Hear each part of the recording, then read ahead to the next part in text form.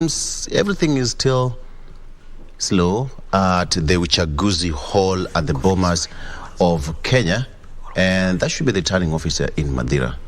You're yet to hear what is happening there. All right, so we are talking about social media, and an expert in studio, and I have Wakili in studio. Now, there are certain limitations legally as far as the use of social media is concerned. Have we reached a position where an action is punitive by law in Kenya, so to speak? Yes, Victor. we have the amended Kenya Information and Communication Act of 2019, where now it has placed regulations and offenses with the use of social media. It's now actually an offense to contravene those particular regulations. But now the problem, as I said earlier, is enforcement. Enforcement. That was my next question. Enforcement. Yes. It seems like it's a silent kind of law. Yes, because I've heard my brother Bernard say that in some countries like Uganda, in times like this one, social media is completely shut down. Yeah, there was a blackout. I would advocate for that in Kenya. You would advocate? I would not. I would not advocate for that. As Kiora said, Article 33 of the Constitution is very clear. Freedom of expression. It must be safeguarded. I don't know whether freedom of expression is a right is in Uganda. I don't know. But in Kenya, we know there is freedom of expression. Article 33. And the Constitution is supreme to any other statute. So as much as we have the Kenya Information and Communication Act, we have the Constitution. But now the issue here, and actually what I would request the relevant institution, and this case is the Communication Authority of Kenya in conjunction with the DCI, they need to start taking action. Whereby the laws are very clear. If you are a blogger, for example, you are supposed to have a license. If you are a WhatsApp admin or maybe a Facebook admin, you must verify every information which is posted in that particular group. And if the information will cause maybe hate speech or spread unverified and information which can actually initiate some level of violence, then I think action must be taken early enough, not too late. So we need to see the Communication Authority of Kenya at work. We need to see the DCI at work now. And of course, anybody, any Kenyan, can launch a complaint. So it also becomes a responsibility of every Kenyan. How will you, Victor, know a WhatsApp group in a place called Teso or a place called Wajia, where the members are spreading information which can actually cause tension? How will you know? So it becomes a responsibility of the members of that particular group. Somebody needs to launch a complaint. Because the police will not act on an existing complaint. But then even with all these things happening, then we have to throw it back to the law enforcement officers for lack of action. And you see now the problem with this one, Victor, if you report somebody, by the time action is taken, our remaining 7 days, the 4 days will be over before somebody is arrested, arraigned in court, taken to court, and there is judgment. The time will be over, and of course, if that person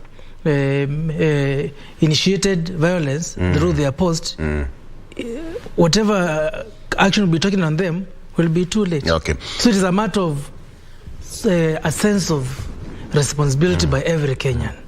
I will ask you this question, and probably Bernard, you can also chip in. Is social media a blessing in disguise? I'm asking this question because throughout the campaign period, we saw almost all the political parties having their social media platforms running. They never depended on mainstream media. They invested on social media to transmit their rallies. So to an extent, is it a blessing in disguise for us as Kenyans? Actually, I will not say a blessing in disguise. I'll say it is a blessing. Not in disguise. It is a blessing. But now, it is now the opposite of blessing is curse. Now you can say curse in disguise. Yeah. I don't know. But in my opinion, it is a blessing. But now it depends on how we use it. There must be proper use of the social media. Yes. Because as a lawyer, I can tell you, when I was at home voting, I did several cases at home. Yeah, I can log in to Microsoft Teams and Zoom and do my matters there. Yeah. It has really helped. Actually, these virtual courts came as a result of social media. Yeah, that's why now we have these social media platforms which are even being used. Even now, even to IBC now, these forms are transmitted via social media. Very fast. Take a picture, WhatsApp, you send. Very fast. Yeah. So it is, instead of in the past, somebody had to go to cyber, scan, and send. There's no electricity. There's a network problem in the cyber. Network problem. Yeah. So it is a blessing. Yeah. But now we have to use it well, because it can be also used to cause fear, because some candidates, Victor, as you have said, did not even go to the ground. Some were campaigning via social media. That now bloggers were in a permanent employment, where they are doing all those man of posts, campaigning, spreading propaganda. And you know, propaganda sometimes really affects the reasoning of the voter. Yes. Like as our propaganda being spread that now there's an agreement between some candidates, so and so are stepped down, and the voters will go there and vote for the other person and say, oh, he stepped down, and it is propaganda. So I think there needs to be a regulation, and that's why we have these amended acts, where now the social media usage must be regulated. Okay. Yes.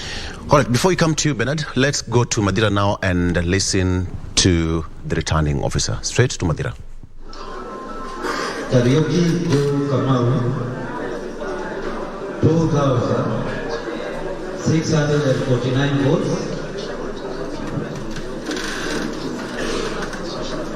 Kyomo,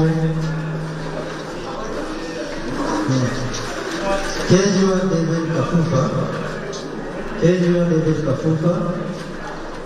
190 votes. Kyomo Faith Muholi, 216 votes.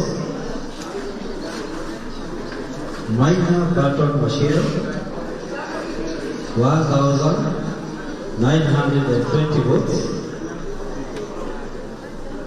Maina Gerard Mashera, 449 votes. Motoroko Sare Sarome Wamburi, 1,644 votes. Ndagita Anthony Murithi Maina, 12,880 votes. Washira Peter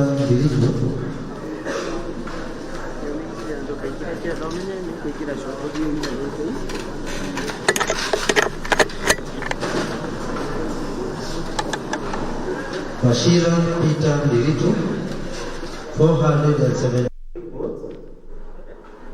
Wamai Emma Manjiro, 524 votes. Total valid votes cast 13,063 votes. Ejected ballots were 92.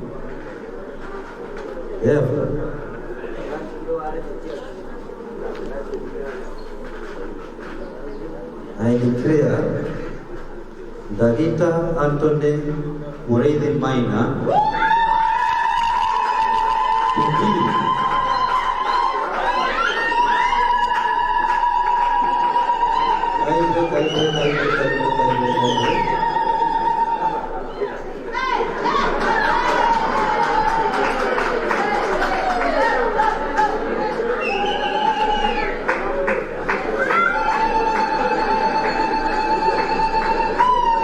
Should I continue? Will I continue?